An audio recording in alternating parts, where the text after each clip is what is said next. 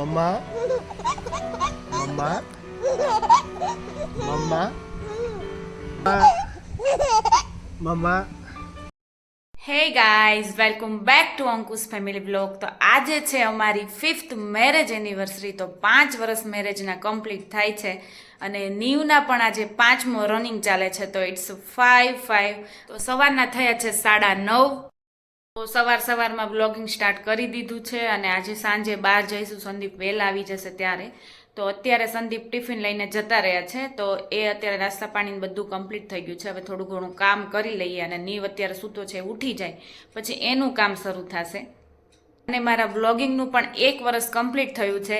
આની પહેલાં જ્યારે મેરેજ એનિવર્સરી હતી ત્યારે મેં પહેલું વ્લોગિંગ કર્યું હતું અને વિડીયો બહાર મેરેજ એનિવર્સરી ઉપર પાડ્યો હતો. તો એનું 1 વર્ષ કમ્પ્લીટ થયું છે. આપણે જો નીવનું ઉપવેશન કર્યું હતું ને તો ફૂલ ઘણા બધા વધ્યા છે, ગુલાબના ફૂલ. તો આપણે છે ને એનું રોઝ વોટર બનાવવું છે. હવે આ ટ્રાય કરીએ છીએ કે કેવું થાય. એ વ્હાઈટ જે રોઝ વોટર બને ને એ બનાવવાનું છે. તો જો આ ફૂલની પાંખડીઓ આવી રીતે રાખી દીધી છે અને વચ્ચે આવી રીતે સ્ટેન્ડની ઉપર છે ને આ જે ડબ્બો છે એ રાખી દીધો છે. તો હવે બોઇલ કરવા મૂકી દઈશું. હવે કેવું બને છે એ જોઈએ આપણે. તો જો આપણું રોઝ વોટર બની ગયું છે ને આવી રીતે કાચની બોટલમાં આપણે નાખી દીધું છે. આ પણ ગુલાબ જલ જ છે. તો એને જો આપણે આવી રીતે આ પાંદડામાં અંદર પાણી નાખીને બોઇલ કરીને એવી રીતે કર્યું હતું. તો એ જો બધું આપણે છે ને ગાળી લીધું છે ને એ આવી રીતે થયું છે. હવે એક છે ને પ્લાસ્ટિકની બોટલ છે ને એ ભરી લઈએ. તો જો આપણે બોટલ ભરી લીધી છે આ ગુલાબ જલની, અને આપણો આ વ્હાઈટ ગુલાબ જલ અને આ આપણું ગુલાબી ગુલાબ જલ. અને આપણે છે ને કચરા પોતાવાળા બેન બંધાવી દીધા છે. તો એ આવી ગયા છે. ને જો આપણે ગેલેરીમાં કબૂતર હતા તો એનું બચ્ચું મોટું થઈ ગયું છે, પણ પાછું ઈંડું મૂક્યું છે. તો આ ઈંડું ને એ બધું તો સાઈડમાં બધું બહુ ચરક હતું ને બહુ જ વાસ પણ આવતી હતી, કારણ કે ખાસો ટાઈમ થઈ ગયો.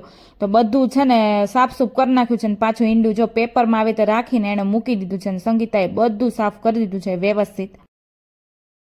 તો અમે જઈએ છીએ બહાર અને હું થઈ ગઈ છું રેડી, અને નીવ અને સંદીપ બંને રેડી થઈ ગયા છે. સંદીપ આજે વહેલા આવી ગયા છે કારણ કે બહાર જવાનું છે. નીવ રેડી થઈ ગયો છે. નીવ બહાર જવું છે ને? હે હા હા પણ તો ચલો હવે જઈએ બહાર. નીવને બહાર ફરવાની તો એવી મજા આવે ને, હે નીવ? જોયા જ રાખે આમ ને આમ ને આમ. હે નીવ? તો અમે પહોંચી ગયા છીએ નિરાલી રિસોર્ટમાં. અને જે રાજકોટમાં રહેતા હશે એણે જોયું હશે, પણ હું આ પહેલી વાર જાઉં છું ને કંઈક આવી રીતે એનો રજવાડી લુક છે. ને અમે આઈ થિંક 8-8:30 પહોંચી ગયા હશું ને એકદમ આજુબાજુનું વાતાવરણ શાંત લાગે છે કારણ કે રાત પડી ગઈ છે. અને અંદર તમે જોઈ શકો છો કે બહુ ઊંચા ઝાડ છે ને એકદમ ગ્રીનરી છે. રિસોર્ટ છે એટલે તો એવું જ હોય.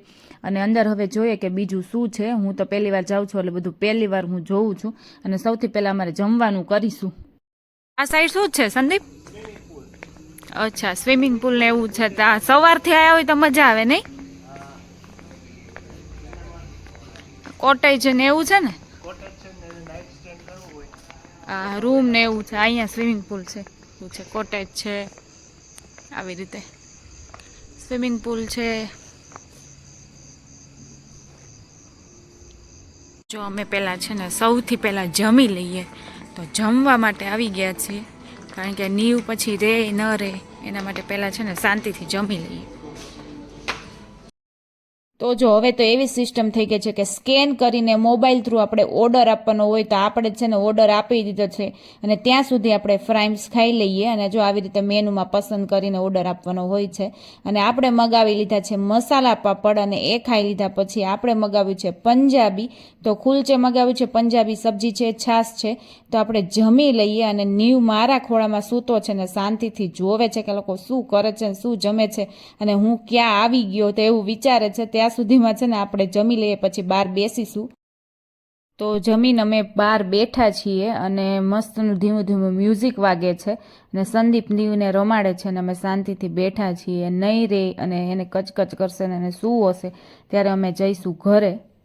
મેરેજ એનિવર્સરી છે ને જતી રહી છે. પાછા આપણે નોર્મલ દિવસોમાં આવી જાય તો છે ને આપણે આ બધું સાફ કરવાનું છે.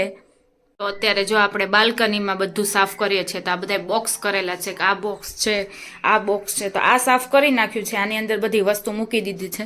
હવે આ બોક્સ કરીશું, અંદર બધું ધૂળ ને એવું છે, પછી આ મીટરનું બધું છે, ગેસની પાઇપલાઇન ને બધું ધૂળ ધાખડ થઈ ગયું છે. તો આપણે બધું આ સ્ટેન્ડ થ્રુ કરીશું. પછી મશીન પણ, આ મશીનની બધી સ્વિચો છે એ બધી ધૂળવાળી બધી થઈ ગઈ છે, તો મશીન સાફ કરીશું. અને પછી આ બાજુ જો ફિલ્ટર આપણે બહાર મૂકેલું છે, અંદર હતું પણ અત્યારે બહાર મૂક્યું છે. તો આ એનું જે નાનું ડબ્બું છે ને આ એમાં કેવું થાય છે, આ અમારી વાસણ ઘસવાની બેઝિન છે, તો આ જે પાઇપ છે ને એ વાસણ આપણે બધા અંદર રાખ્યા હોય ને તો એ પીળી થઈ જાય, રસો બસો હોય એને લીધે પીળી થઈ જાય. તો આ ડબ્બો અહીંયા ચાલે એમ નથી, તો આને છે ને પાછો ફેરવવો પડશે, અહીંયા ક્યાંક આપણે મૂકીશું. બાકી આ ફિલ્ટર અત્યારે આ રેડી છે. તો આપણે જો અત્યારે આ બધી વસ્તુ અત્યારે સાફ કરવાની છે. અને બધી વસ્તુ મેં આ જે છે એ બધું એક દિવસમાં નથી થઈ, થોડાક દિવસે બધું કરું છું, આરામથી શાંતિથી કરું છું. અને રસોડું પણ આપણું 2-3 દિવસે સાફ થઈ ગયું હતું એક દિવસમાં, પણ સેટ બધું 2-3 દિવસે સ્ટોર રૂમ ને બધું થયું હતું. તો અત્યારે હવે આપણે આ લઈ લઈએ એટલે આ બધું છે ને ચોખ્ખું થઈ જાય. આમ બીજું કાંઈ કરવાનું નથી, પણ છે ને ખાલી આમ ધૂળ છે બધી, ધૂળ ને એવું બધું એકવાર પોતું મરાઈ જાય ને એટલે મસ્તનું થઈ જાય બધું. જઈએ છીએ નીવની શોપિંગ કરવા, અને નીવ જો ટોપી બપી પહેરીને રેડી થઈ ગયો છે ને નીવ. બહાર તો બહુ મજા આવશે નીવભાઈને, સુવામાં જ ન મજા આવે, ઘરે ન મજા આવે નહીં. તો અમે નીવ માટે છે ને જભ્ભો અને ચોયણી જે આવે એ લેવા ગયા હતા, પણ અમારે સિમ્પલ લેવો હતો ને ત્યાં બહુ હેવીમાં, મીન્સ કે આમ ડિઝાઇનર હોય ને એવા જભ્ભા હતા અને બહુ આમ મોટી સાઇઝના હતા. તો અમને જભ્ભાનો મેળ ન પડે, પણ નીવ માટે જો અમે આ વસ્તુ લઈને આવ્યા. આપણે પણ જો નીવ માટે આવી રીતે ડાયપર પેન્ટી લઈને આવી ગયા છીએ. તો જો નીવના માસીની કંકોત્રી આવી ગઈ છે, અદુ માસીને, એને હમણાં મેરેજ છે. તો આ તો અઠવાડિયા પહેલાં આવી ગઈ છે. તો આમાં છે ને અમારા બંનેનું તો નામ છે જ, પણ અમારા નીવનું નામ છે. જો નીવ પાછો શું કહે છે, મારા માસીના લગ્નમાં જલુલને જલુલ આવજો. નીવ હજી બોલતો નથી પણ આમાં બોલવા મળ્યું છે.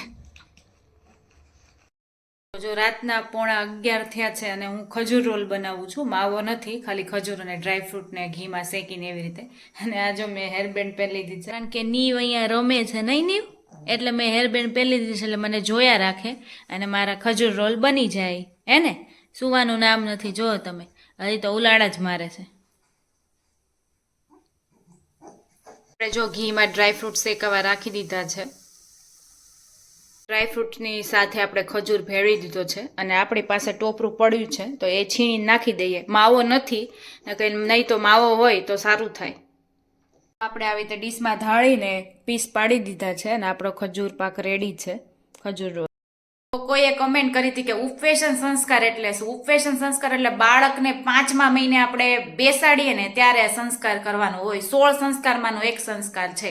એટલે કે પૃથ્વી માતા ઉપર, આ ધરતી માતા ઉપર શ્લોક બોલીને એને બેસાડી દેવાનું, મુહૂર્ત કરી દેવાનું. 5મા મહિને તમે ગમે ત્યારે કરી શકો, કે સ્ટાર્ટિંગમાં, વચ્ચે, એન્ડિંગમાં, ગમે ત્યારે. એકવાર મુહૂર્ત થઈ જાય પછી તમારે એને બેસાડવાનું, બાળકને 6ઠા મહિનાથી શરૂ કરવાનું હોય.